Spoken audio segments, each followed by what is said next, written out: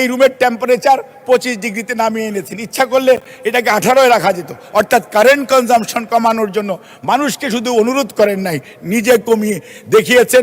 উনার ঘরের আলো উনি কমিয়ে, অর্থাৎ he is a practising man. এবং মালয়েশিয়াতে গেলে জিজ্ঞেস করে कि আপনি কি বলে মুসলমান, whether you are a practicing মুসলমান or by name মুসলমান, and our prime minister is a practicing patriot। এবং উনি মুখে মুখে পেট্রিয়ট না, যেটা উনি প্রমাণ করেছেন। কাজে মাননীয় স্পিকার, আজকে আমি এই হাউসে সবারকে, আমাদের সকল সংসদ সদস্য সহ আমি যে কথাটি বলে আমার বক্তব্য শেষ করতে চাই, সেটি হচ্ছে অনেক হয়েছে, অনেক হয়েছে, অনেক ত্যাগ, অনেক রক্তের।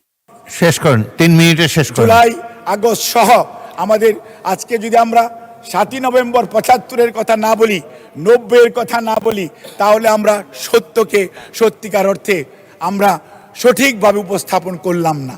কাজেই আজকে আমাদেরকে সঠিক কথাটি বলতেই হবে।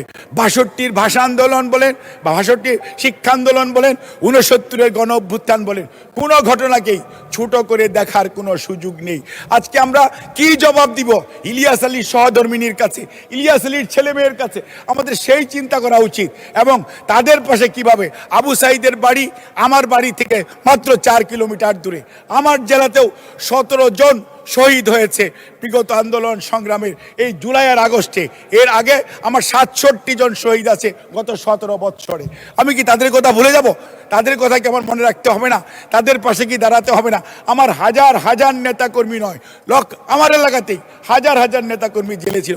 আমি নিজেও 14 মাস জেল খেটেছি, আমারও তো 48টা মামলা আছে এবং আমাদের সাজা হয়েছে, তারপরেও আমরা সেগুলো থেকে বের হয়ে এসেছি। কাজেই আজকে মনে রাখার যদি বিষয় হয়, তাহলে মনে রাখতে হবে সবাই আজকে এখানে আমরা যারা আছি সবাই কিন্তু আমরা একটি প্রক্রিয়া, একটি নির্যাতন নিষ্পেষণের ভিতর দিয়ে আজকে এই অবস্থায় এসেছি। কাজে এটিকে যদি আমরা অনুধাবন করি এবং ধারণ করি, এটিকে যদি মনে রাখি, তাহলেই দেশ বিরোধী কোনো শক্তি মাথাচাড়াও দিতে পারবে না।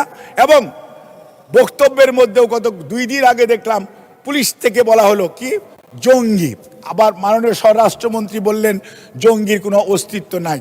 আলহামদুলিল্লাহ, কিন্তু এটিকে যদি প্রতিরোধ করতে হয়, এটিকে যদি রুখে দিতে হয়, তাহলে সত্যিকার অর্থে আমাদের কোনো কোনো জায়গায় ইয়েস সব কিছু তো ঐক্যমত হবে না, তাহলে তো বাকশাল হয়ে যেত, কিন্তু ঐক্য জাতীয় সংহতিতে এবং জাতির প্রয়োজনে কোনো কোনো বিষয়ে ন্যূনতম ঐক্যবদ্ধ আমাদের হতেই হবে, যেখানে সভরেনিটির প্রশ্ন থাকবে, সকল মানুষের স্বার্থ সংশ্লিষ্ট বিষয় থাকবে। ধন্যবাদ মাননীয় স্পিকার।